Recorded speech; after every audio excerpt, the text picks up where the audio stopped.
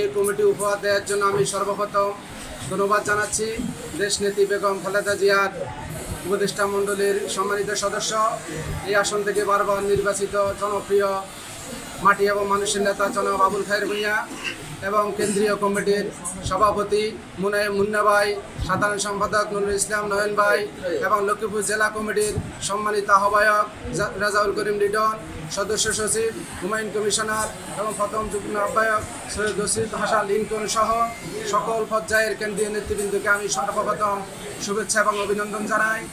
আর আমি একটি কথা বলতে চাই, আমরা দীর্ঘ অনেক বছর এই রাজনীতি করতে গিয়ে কেউ গুমের শিকার হয়েছে, কেউ খুনের শিকার হয়েছে, কেউ অত্যাচারিত হয়েছে, জেল জুলুম কেটেছে।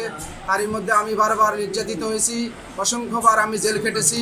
আমার ছাত্র জীবনে অসংখ্যবার আমি মাস্টার্স পরীক্ষা লক্ষ্মীপুর জেল কারাগার থেকে আমি দিয়েছি।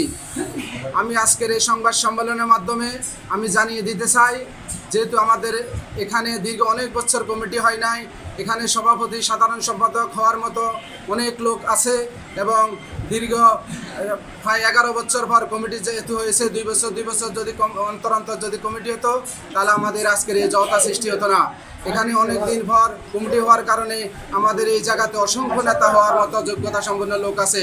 আমি আজকের কমিটি থেকে যারা গত হয়েছে, যারা বাদ হয়েছে, আমি সবার দৃষ্টি আকর্ষণ করে বলবো, আমরা সবাই একই সাথে কাঁধে কাঁধ মিলে আগামী আবুল খায়ের ভূঁইয়ার নেতৃত্বে আমরা কাজ করব এবং যারা বাদ হয়েছেন আমি আপনাদেরকে সমবেদনা জ্ঞাপন করে বলতে চাই, আগামী কমিটিতে এখানে কেউ বাদ করবেন না।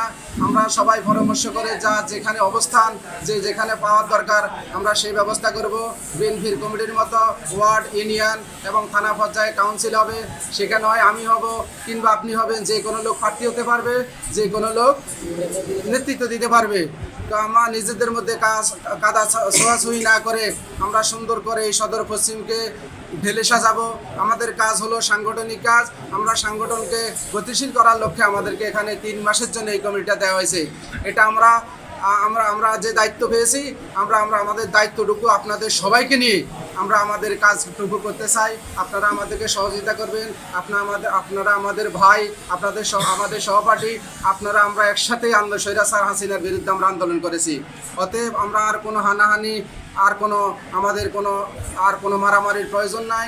আমরা সবাই এক এবং ঐক্যবদ্ধ হয়ে কাজ করব, এই আশা এবং উদ্যত্ত আহ্বান জানিয়ে আমি আমার আলোচনা রাখছি। আমি আশা রাখবো তারা এই গতকালকে যে সাংবাদিক সম্মেলন করেছেন এবং বিক্ষোভ মিছিল করেছেন, আমি আশা রাখবো তারা মনের ক্ষোভে তারা এই বিক্ষোভ মিছিলটা করেছেন, তারা কমিটিতে আসতে পারেন নাই এবং আগামীতে ইনশাল্লাহ আমার জেলার নেতৃবৃন্দর কাছে আমার আকুল আবেদন, যারা কমিটি থেকে বাদ পড়েছেন তাদেরকে যেন কমিটিতে অন্তর্ভুক্ত করা হয় এবং জেলা যুব দলের সামনে নতুন কমিটি আসলে তাদেরকে যেন অন্তর্ভুক্তি করা হয়। এবং আমি বলবো, কিছু আপনার বিতর্কিত লোক আমাদের বিরুদ্ধে, কুশক্তি মহল লোক আমাদের বিরুদ্ধে বলছেন আমাদেরকে নাকি চিনেন না। আমি বলবো,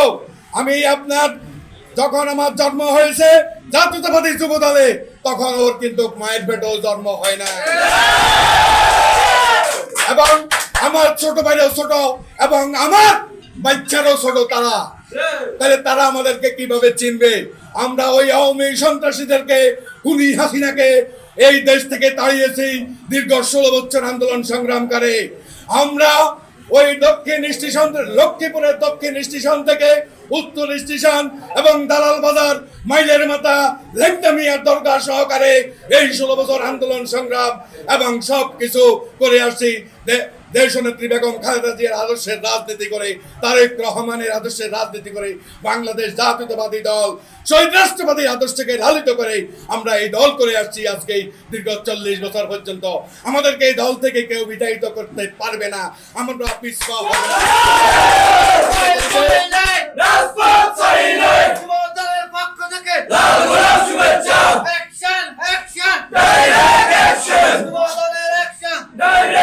সর্বশেষ আমি বলবো, আমাদের যারা বলছেন আমাদেরকে চিনেন না, জানেন না, আপনারা দীর্ঘ 17 বছরকার ইতিহাস, আপনার রাজপথের ইতিহাস আপনারা আমার থেকে নিয়ে যাবেন, ভিডিও ফুটেজ দেখবেন। এবং আমরা জেল কেটেছি, আমার বড় ভাই আব্দুল গনি জেল কেটেছে, বারবার জেল কেটেছে, তার 4টি হাত পা ভেঙে দিয়েছে আওয়ামী লীগ সন্ত্রাসীরা। তাই আমি বলবো, আপনারা সুনির্দিষ্টভাবে অভিযোগ এনেন। আপনারা যারা এই অভিযোগ এনেছেন, আপনারা দুঃখে ক্ষোভে অভিযোগ এনেছেন, আপনারা আমাদের ভাই, আমরা আপনাদের সাথে এই লক্ষ্মীপুর সদর উপজেলা পশ্চিমের সকল জাতীয়তাবাদী যুবদল, শ্রমিক দল, ছাত্র দল, স্বেচ্ছাসেবক দল, তাঁতি দল সকলকে নিয়ে এবং গর্জিয়াসভাবে তারেক জিয়ার মনোবলকে আরও শক্তিশালী করে তারেক জিয়াকে আগামী দিন এই রাষ্ট্রীয় ক্ষমতা অধিষ্ঠিত করতে হবে। আমরা সেভাবে সেই লক্ষ্যে কাজ করব এবং প্রতিটি ইউনিয়নে আমরা নির্বাচন করে নেতা নেতৃত্ব দেব। প্রত্যেকটা ওয়ার্ড থেকে ইউনিয়ন পর্যন্ত, ইউনিয়ন থেকে উপজেলা পর্যন্ত আমাদের নেতা নেতৃত্ব হবে জনাব আবুল খায়ের ভূঁইয়ার নেতৃত্বে। আমাদের মাননীয় সাবেক সংসদ সদস্য জনাব আবুল খায়ের ভূঁইয়ার নেতৃত্বে আমাদের এই ইউনিয়ন এবং ওয়ার্ড, উপজেলা সকল ইউনিট আমাদের এই আবুল খায়ের ভূঁইয়ার নেতৃত্বে সকল কমিটিগুলা নির্বাচিত হবে। খুব দুঃখ আছে, তারা পদ থেকে বঞ্চিত হয়েছে। আমাদের সদর উপজেলা পশ্চিম জেলা জাতীয়তাবাদী যুবদল এবং প্রত্যেকটা ইউনিয়ন, আমাদের 9টা ইউনিয়ন আছে সদর উপজেলা পশ্চিমের আন্ডারে।